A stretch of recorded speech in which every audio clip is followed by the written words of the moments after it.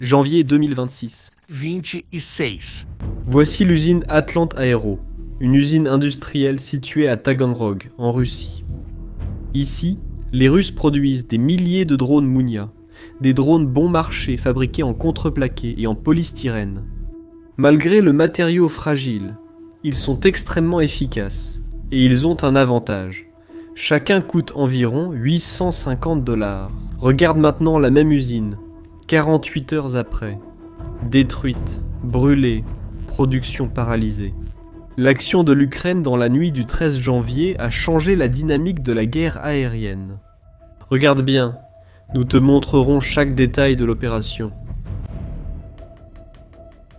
Mais, pour comprendre complètement ce qui s'est passé à Taganrog dans la nuit du 13 janvier, et pourquoi cette attaque a été si dévastatrice pour la Russie, nous devons revenir un peu en arrière. Nous devons comprendre pourquoi les drones Munia sont une menace importante et pourquoi l'Ukraine a choisi d'utiliser des missiles coûteux pour cibler cette usine. Le drone Munia, ça ressemble à une blague. Si vous voyez ces drones au sol, vous croiriez à un projet scolaire. 2 tubes d'aluminium forment la structure. Elles en contreplaqué découpées au laser, polystyrène recouvert de fils et film plastique. Bien qu'il semble assemblé dans un garage, ne vous fiez pas à son aspect. Ce drone simple a une caractéristique qui le rend presque invisible. Le bois et le polystyrène ne reflètent pas les ondes radar, tandis que les drones métalliques apparaissent comme des points lumineux sur les écrans de défense aérienne. Le Munia disparaît tout simplement, c'est un fantôme, volant à 120 km/h et il transporte la mort sous ses ailes. De 3 à 5 kg d'explosifs, l'équivalent à une lourde bombe de mortier. Mais parfois, les Russes fixent des mines anti-chars dessous. Alors le poids monte à 10 kg, suffisant pour détruire un véhicule blindé ou faire exploser un dépôt de munitions. La portée est de 30 à 40 km pour les anciennes versions, mais les nouveaux modèles volent déjà jusqu'à 60 km. Cela signifie que les soldats ukrainiens qui pensaient être en sécurité à l'arrière, loin de la ligne de front, ont soudainement vu ces drones apparaître de nulle part. Mais la Russie ne s'est pas arrêtée, et leurs actions suivantes sont impressionnantes. Ils ont transformé Munia en un drone-mer. Imagine la scène, le drone décolle en transportant 2 drones plus petits attachés sous ses ailes. Il vole 50 km à l'intérieur du territoire ukrainien. Arrivé sur place, il libère les drones qui traquent alors des cibles.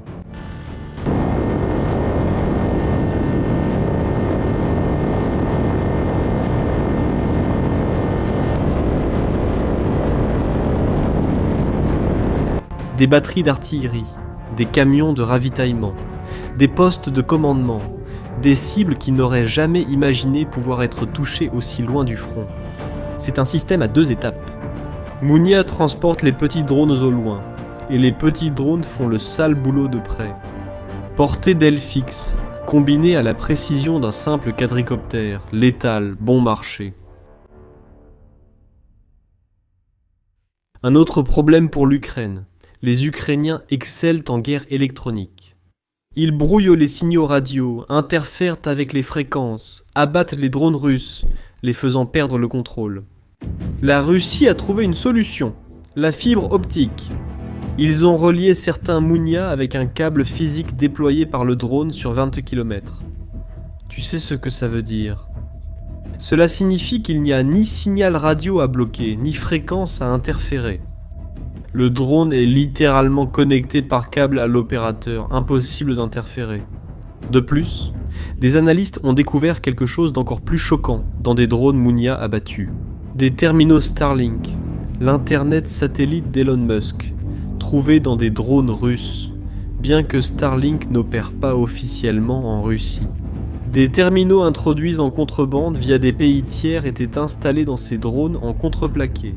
Et cela change tout, car maintenant les opérateurs russes peuvent contrôler ces drones depuis littéralement n'importe où sur la planète, sans limite de distance, sans besoin de ligne de vue.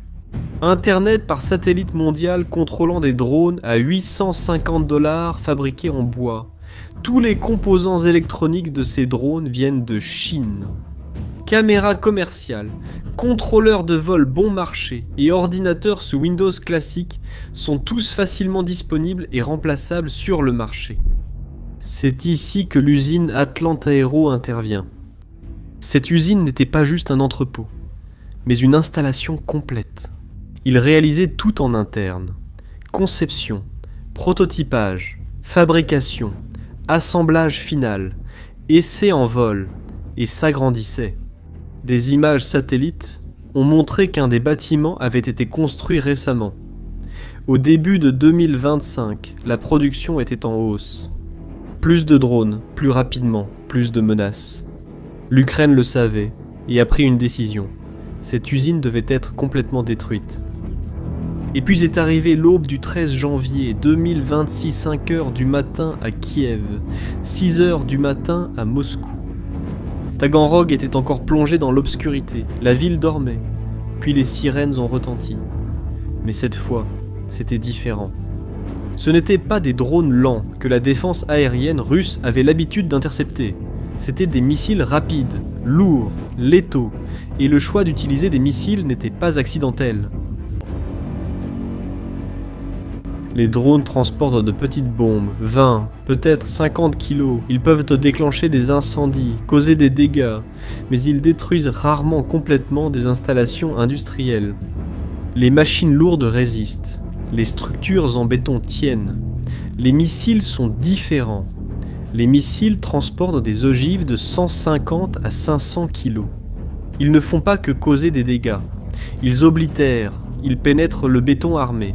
Ils détruisent des machines spécialisées. Ils transforment les usines en ruines. Et c'est exactement ce qui s'est passé. Le service de sécurité de l'Ukraine a coordonné l'opération avec la marine. Probablement en utilisant les missiles Neptune, initialement conçus pour couler des navires, mais adaptés pour des frappes terrestres. Peut-être s'agit-il des nouveaux missiles balistiques ukrainiens, révélés par Zelensky en décembre. On ignore quels missiles ont été utilisés, mais on connaît le résultat. Les missiles ont frappé les bâtiments de production avec une précision chirurgicale, les ateliers de fabrication, les laboratoires d'essais, les entrepôts de composants électroniques. Les habitants de Taganrog ont signalé une série d'explosions violentes, puis ont vu le ciel devenir orange. Du feu, beaucoup de feu. Des vidéos de chaînes russes ont montré d'immenses flammes ravageant la structure industrielle. Le feu était si intense qu'il pouvait être vu à des kilomètres à la ronde. Ensuite, des explosions secondaires ont eu lieu, des batteries et du carburant en feu, et peut-être des ogives de drones qui explosaient. L'usine brûlait de l'intérieur vers l'extérieur. 2 jours plus tard, les images satellites ont confirmé l'ampleur du désastre. Le bâtiment principal d'assemblage était détruit, le toit s'était effondré, l'intérieur était brûlé, et surtout, ce nouveau bâtiment, qui avait été construit en 2 ans, était détruit aussi.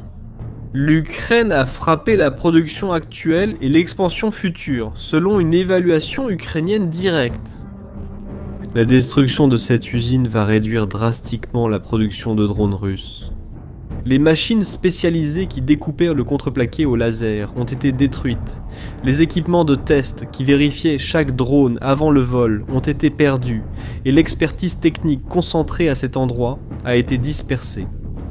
La reconstruction prendra des mois, voire des années. Mais il y avait plus, car Atlanta Aero n'a pas été la seule cible cette nuit-là. À quelques kilomètres de là, se trouve une autre installation critique, le complexe Beriev, et cet endroit est encore plus important que l'usine de drones. Le complexe Beriev. C'est là que la Russie garde ses bombardiers stratégiques, ces avions géants qui lancent des missiles de croisière contre les villes ukrainiennes. Faute d'installation pour la maintenance et les réparations, ces bombardiers restent cloués au sol, et ce n'est pas tout. Le complexe s'occupe aussi des avions de détection avancés, ces avions qui volent à haute altitude et détectent de tout ce qui bouge dans le ciel, chasseurs, missiles, drones. Ce sont les yeux de la Russie dans les airs.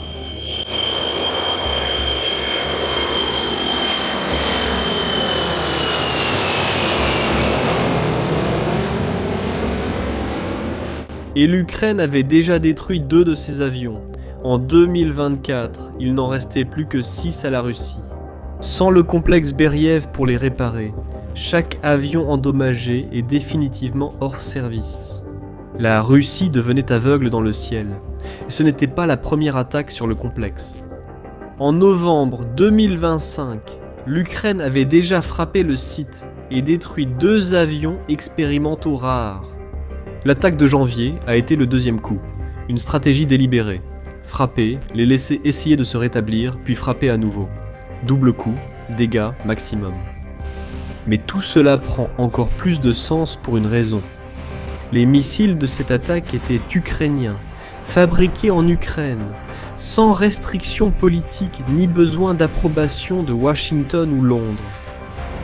L'Ukraine a produit ses propres missiles et peut désormais attaquer quand elle veut, où elle veut, sans demander la permission. Si le Royaume-Uni tient parole, l'Ukraine aura plus de missiles. Des missiles britanniques à courte portée, conçus spécifiquement pour dévaster des cibles près de la frontière. Le projet Nightfall pourrait commencer les tests dès la fin de 2026. Plus de missiles, plus d'options, plus de maux de tête. Pour Poutine, l'événement de Taganrog n'était pas juste une attaque, mais une démonstration. L'Ukraine a prouvé qu'elle pouvait détruire des usines russes avec précision et qu'elle avait assez de missiles pour les utiliser plutôt que des drones bon marché. Et elle a montré qu'elle est prête à détruire systématiquement la capacité industrielle de guerre de la Russie. Parce que les guerres modernes ne se gagnent pas seulement dans les usines, et l'Ukraine vient tout juste d'en brûler une des plus importantes de la Russie. Maintenant, je veux connaître votre avis. Pensez-vous que les attaques contre les usines russes sont plus efficaces que les batailles sur le champ de bataille? Laissez ici dans les commentaires ce que vous en pensez. Et, si vous avez aimé ce contenu, partagez-le avec ceux qui ont besoin de savoir ce qui se passe vraiment dans cette guerre. Abonnez-vous à la chaîne pour ne pas manquer les prochaines vidéos. À la prochaine!